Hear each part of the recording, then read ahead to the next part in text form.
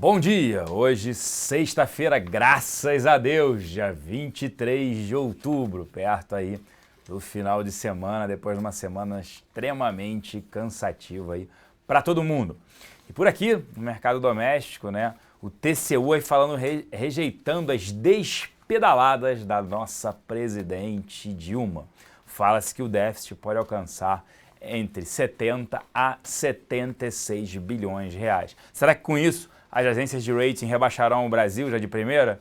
Quem viver verá, mas corre um sério risco. O governo o que vai fazer na agenda? Vai tentar reafirmar que não terá um déficit no ano que vem, sim um superávit. Como eu falei, quem viver verá, mas o rombo é bem maior do que se esperava. Imagine o Levi, quando foi convidado para assumir lá atrás, se soubesse de todas essas pedaladas, de tudo isso, provavelmente não teria assumido, acredito eu. Eduardo Cunha aí questionando, né? Ontem quem assistiu até o painel, acho que é painel o nome também, da Miriam Leitão, eu não lembro agora o nome do programa, uma entrevista com um cientista político muito interessante da FGV, onde ele fala da tese, né? Ele permanece com a tese de impeachment, porque não é insustentável a situação do Cunha e também o Cunha arrastaria a Dilma, nesse caso, via TCU, via TSE, ele acha que é mais difícil. A gente hoje tem uma probabilidade um pouco menor de impeachment, né? Mas a economia, sim, a gente já vem destacando isso, a piora na economia poderia fazer com que ela seja retirada, né, ali do governo. A gente já espera ali um PIB para o ano que vem recessivo em 2,4%. O STF questionando as contas do Cunha, né, os 9.600.000, né, parece até o Maluf falando que não existe nada lá fora, não existe nada, tudo isso, e o STF aí já trazendo esse dinheiro para ficar por aqui. Hoje o dado mais relevante aí é a arrecadação e CAGED, a parte de criação de empregos por aqui. Lá fora, mercados de bolsas sobem, bolsas no azul, principalmente por conta da expectativa de estímulos pelo Banco Central Europeu e também, agora há pouco, a China, né, o Banco Popular da China, reduziu as taxas de juros e também os depósitos bancários, a necessidade que seria de compulsório, então vai liberar mais crédito para a economia. Olha a bolha aí sendo criada por lá, esse é o grande receio.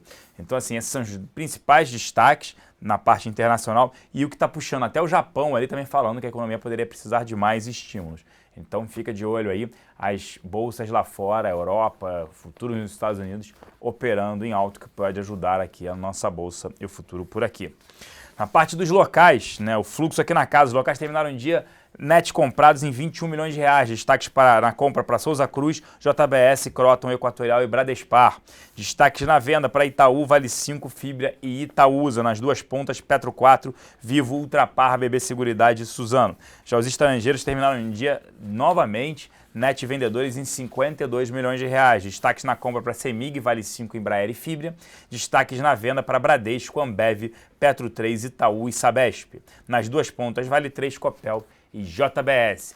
Agora, para falar sobre a parte de fundamentos, o resultado da Fibra e também né, essa notícia aí de Croton desmentindo. Ricardo Kim, bom dia, Kim. Bom dia, Celso, bom dia, pessoal. Isso aí, começando com o resultado de Fibra, o resultado do terceiro TRI, ela divulgou hoje de manhã.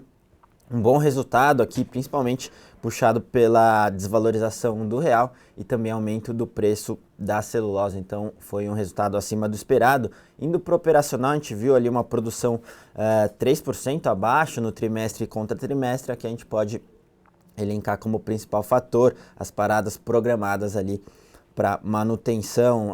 Com relação às vendas cresceram 1% no trimestre contra trimestre, aqui puxado principalmente por América do Norte e Europa, tá? Com isso, se a gente olhar para a receita, aí sim um aumento bem expressivo de cerca de 20% no trimestre contra trimestre.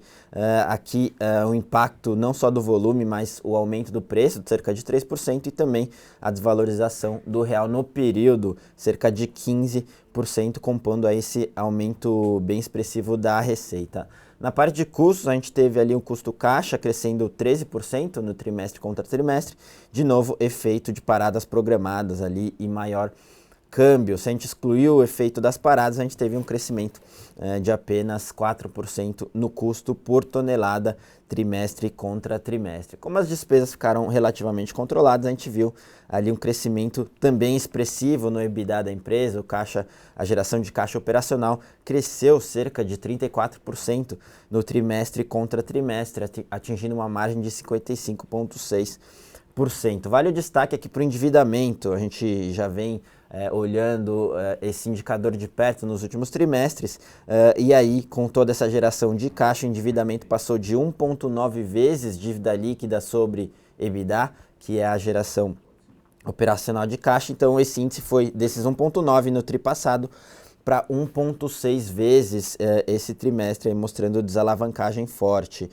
Adicionalmente, a empresa também divulgou que vai fazer uma distribuição de dividendos extraordinários, cerca de 2 bi, justamente por conta desse caixa robusto aí gerado e menor alavancagem. Então, resumo ali, um bom resultado, puxado principalmente pela desvalorização do real, aumento do preço da celulose e esse destaque positivo aí para desalavancagem. Olhando um pouquinho para frente, a gente vê a dinâmica de oferta e demanda global da celulose ainda se comportando de forma satisfatória. Obviamente, a gente tem que olhar de perto a China, que engasgou um pouco nas últimas semanas em termos de preço, mas ainda o real desvalorizado deve continuar contrabalanceando isso e beneficiando bastante os próximos resultados da fibra. Então a gente continua gostando do case, principalmente com uma forma de exposição ao dólar e também um hedge, né, uma proteção natural ali no restante do portfólio de ações do investidor.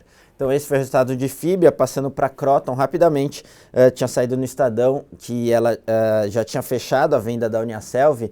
Só para a gente lembrar, essa venda desse ativo foi determinação do CAD por conta da fusão da Anhanguera com a Kroton, e o Estadão reportou que já tinha sido fechado essa venda para Carlyle e para Vinci, para cerca de 1,1 bi de reais. No mercado já se falava entre 1 e 1,2, mas a empresa, a Kroton, acabou de soltar fato relevante desmentindo, então falando que não tem nada fechado ainda com relação da Uniaselv. De qualquer forma, nos próximos meses ou semanas a gente deve ver esse acordo fechado e deve sair algo em torno de 1 bi de reais, tá?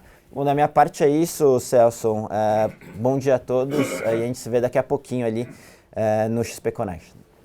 Obrigado, Kim. Por aqui, seguindo a parte de resultados, Lojas Renner reportou um forte resultado operacional, porém em linha com as expectativas. As vendas mesmas lojas, como eu falei essa semana, quem perguntou, quem participa aqui na Infomoney, era a expectativa de um crescimento acima de 11% do same store sales. Surpreendeu e veio 12,6%, é isso mesmo. Enquanto o varejo cai 4%, Lojas Renner continua apresentando um crescimento de loja, consegue passar mais do que a inflação, extremamente positivo para a companhia, porém uma empresa que negocia 20 vezes lucro, pouco espaço aí de upside pro ativo. Excelente management, excelente empresa, e é nessas horas que a gente vê, em momentos de crise, que a gente sabe separar, né, quem é bom management e quem não tem bom management. Na hora que o mercado está subindo, está tudo ótimo, as vendas estão ótimas, quer dizer, o cenário de consumo elevado no varejo você não consegue diferenciar que esse management é melhor do que o outro. Agora, em momentos de crise, que a gente vê e demonstra o quão é excelente esse management aí da Lojas Renner, né? Números positivos.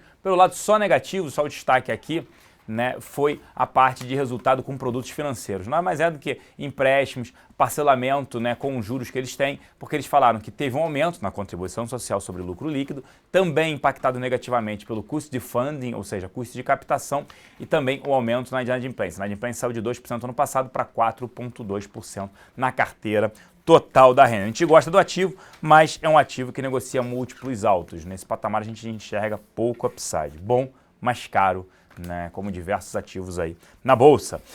Elbor soltou a prévia operacional e a velocidade sobre oferta que a gente sempre destaca aqui. O que é isso? É o que ela vende, né, sobre o que ela tem de estoque.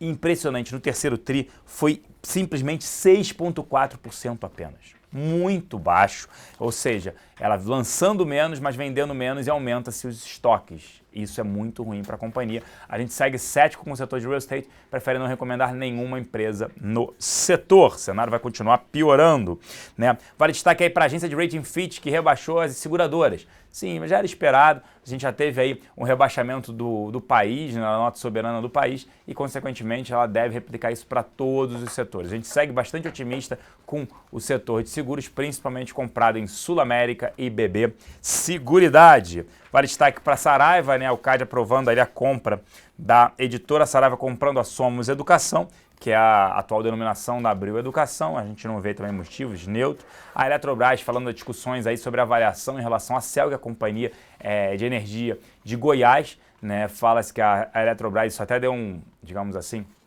uma melhora no desempenho das ações da Eletrobras. A Eletrobras poderia arrecadar quase 5 bilhões de reais com essa venda, isso seria interessante, mas vale lembrar, ela vendeu num ativo que gera caixa, que gera o resultado operacional positivo, ela também reduz o seu EBIT, o seu resultado operacional positivo. Hipermarcas, falando-se assim novamente, né, fontes informando que ela deve vender a sua divisão de fraldas para uma empresa norte-americana. Essa semana começou com esse rumor que seria para uma empresa alemã. É difícil dizer agora, porque precisa saber preço, quanto ela vai vender ou quanto ela pode ganhar nesse tipo de operação, mas vale monitorar hipermarcas. E a Senior Solutions, apesar de ser uma small cap, o Ministério da Ciência e Tecnologia autorizou aí para o uso de quase 147 milhões de reais, né, de incentivos fiscais, e isso deve impactar positivamente o resultado dela no quarto tri. Na nossa mesa de aluguel, destaque para Estácio, Natura, Lojas Renner, TOTUS, Cirela, CSN, Braskem, BRPR e Duratex. Eu vou ficando por aqui. E lembrando que a partir de 11h30 a gente tem o XP Connection para tirar mais dúvidas, principalmente análise fundamentalista. Um grande abraço, uma excelente sexta-feira a todos e até lá.